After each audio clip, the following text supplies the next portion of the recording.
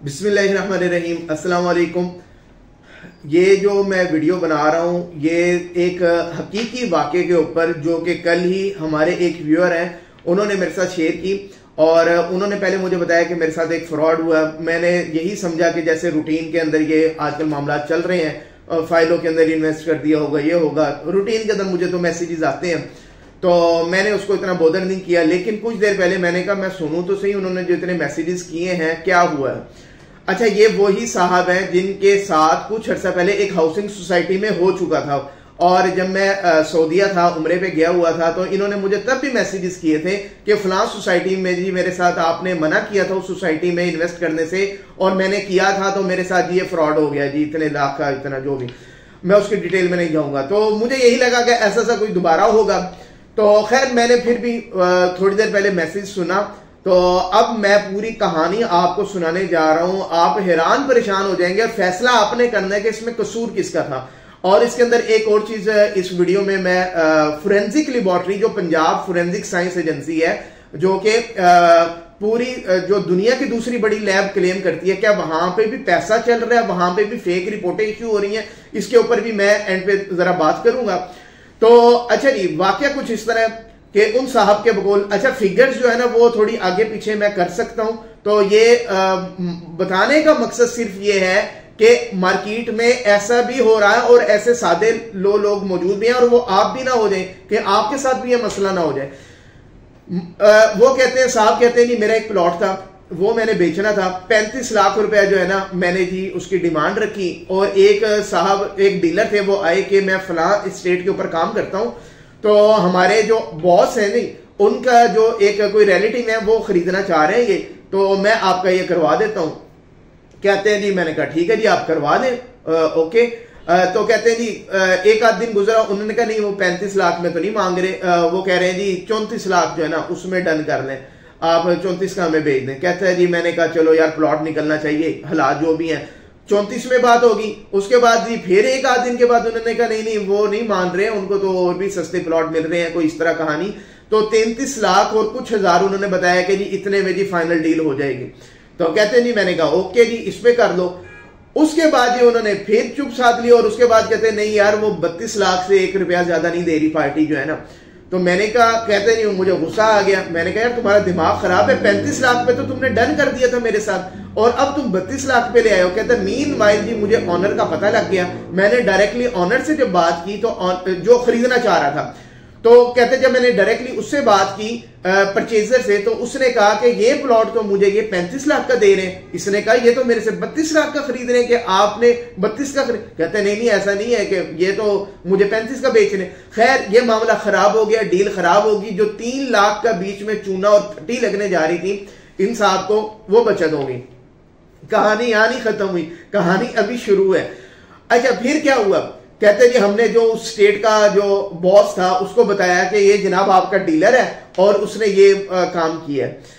अब उसने जी बड़ी उसकी जो झाड़ पट्टी है वो की अपने बंदे की कि यार तुम हमारी स्टेट का भी नाम खराब कर रहे हो और इस तरह करते हो तुम डील्स में और ये वो फलाना, जैसे मुझे नहीं पता कि मार्केट के अंदर सेल परचेज क्यों। अच्छा जो लैंड गुरु है ना, ये प्लॉट्स की सेल परचेज इसने बंद कर दी है और उसकी बड़ी वजह यही है कि अक्सर अच्छे लोग भी काम कर रहे हैं, बहुत अच्छे लोग भी काम कर रहे हैं, लेकिन अक्सर जो नॉन प्रोफेशनल किस्म के डीलर्स जो हैं, डीलर कहना नहीं चाहिए इनको, ये खुद रो जो है ना झाड़ियां जैसे उगाती है ना, ऐसे ये लोग होते हैं जो फट्टी लगाने के लिए आते हैं और फट्टी लगा के निकल जाते हैं।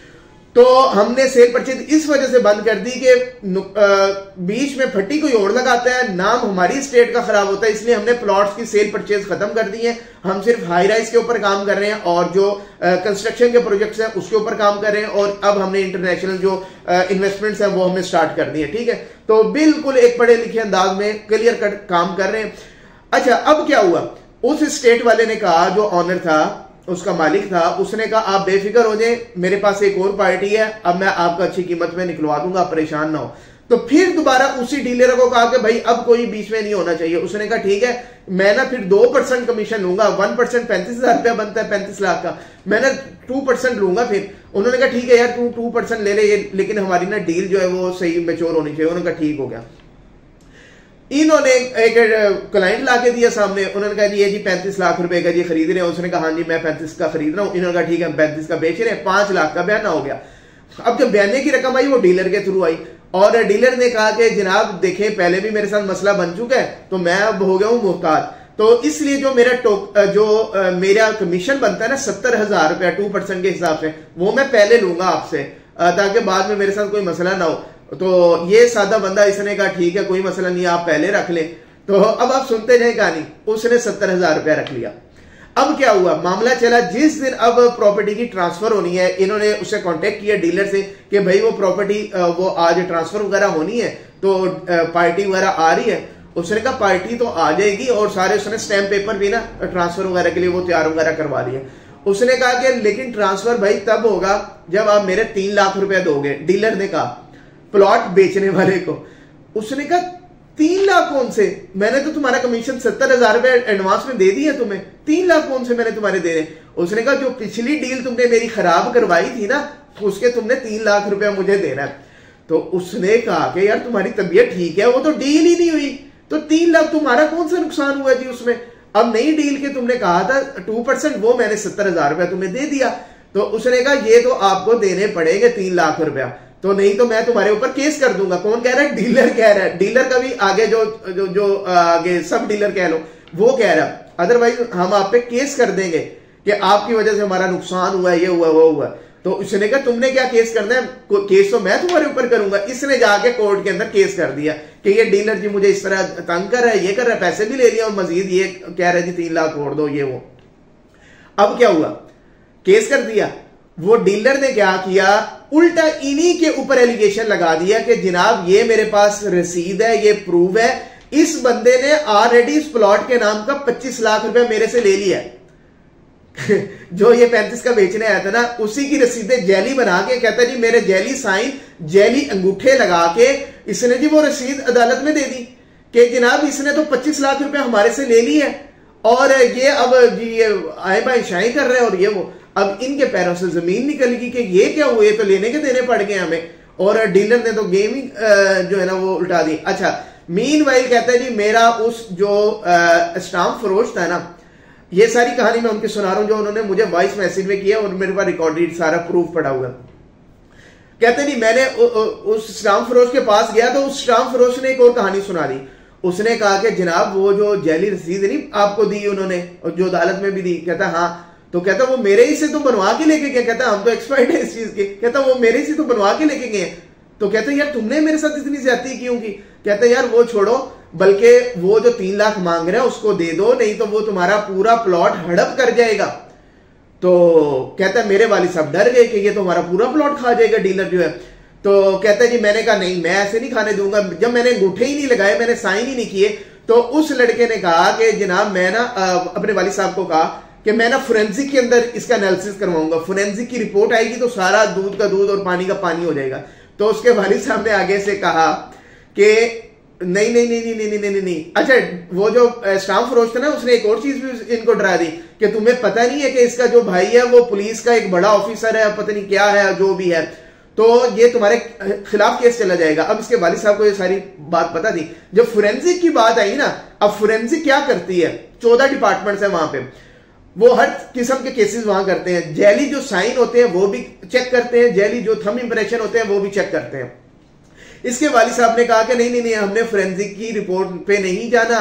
जिन लोगों के इतने बड़े हाथ हैं जिन्होंने हमारे साथ उल्टा हम पे ही वो केस कर दिया है, तो ये तो कल फोरेंसिक वालों को भी 6-7 लाख रुपया देंगे और वो हमारे खिलाफ रिपोर्ट दे देंगे और हम पूरे प्लॉट से चले जाएंगे। तो कहता जी मैंने फिर अपने वालिद साहब की बेस उस पे आके फिर हमने उसके साथ पैचअप किया और 2,70,000 रुपया उस बंदे को दे के हमने जान छुड़ाई कि खुदा के लिए वो केस यार वापस कर दो, वो जो तुमने कहा है ना कि 25 लाख हमने लिया तुमसे। कहता ठीक है हाँ अब पैसे आ गए कुछ, चलो अब मैं कुछ करता हूं। और उसने फिर अदालत में पता नहीं लिख के दिया कि हमारी सेटलमेंट हो गया, हम केस आगे नहीं चलाना चाह रहे।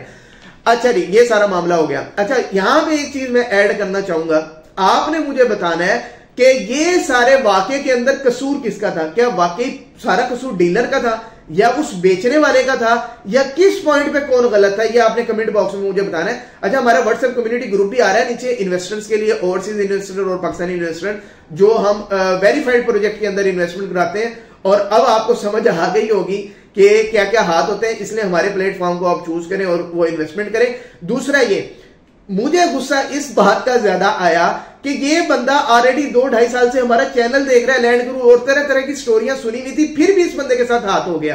तो मुझे तकलीफ होती है, दुख होता है जब मेरे ही व्यूअर आके कहते नहीं मेरे साथ ये हो गया।